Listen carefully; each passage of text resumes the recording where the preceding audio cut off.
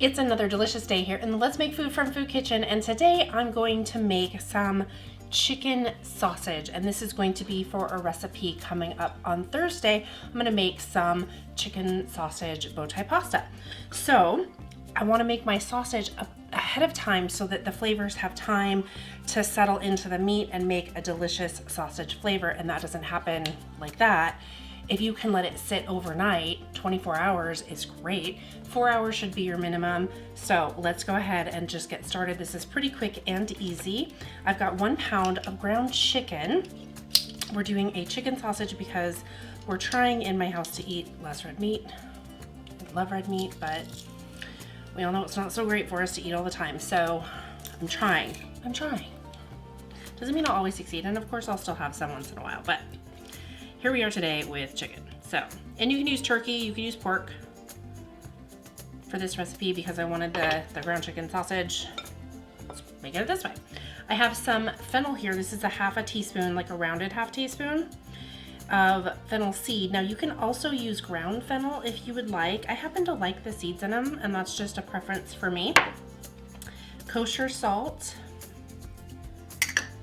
Some fresh cracked pepper. I went ahead and cracked it ahead of time so you wouldn't have to sit here and watch me grind it. And of course it stuck to the bowl.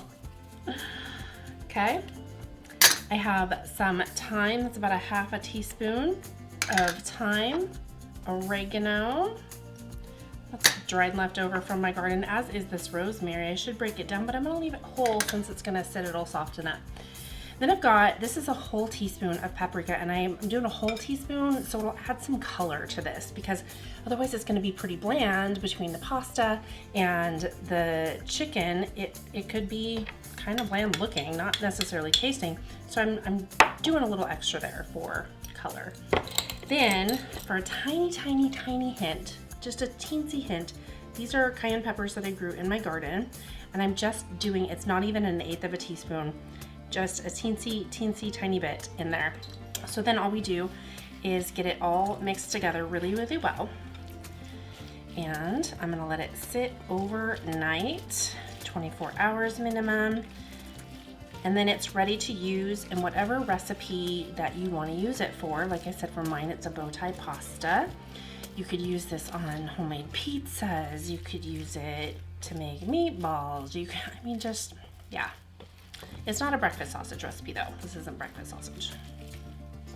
Okay, I feel really good about this being thoroughly mixed. So all I need to do is put it in a storage container, stick it in the fridge, and I'm gonna let it sit there at least 24 hours. I might even let it go for 48 because it's fine to sit in the fridge that way for a couple of days, and it's just gonna be flavorful and delicious. What's your favorite recipe to make with a dinner sausage or a lunch sausage? Tell me what it is down below. Do you have any requests? Thanks for joining me here today for another kitchen adventure. From my kitchen to yours, let's make food from food. That's one boy puppy.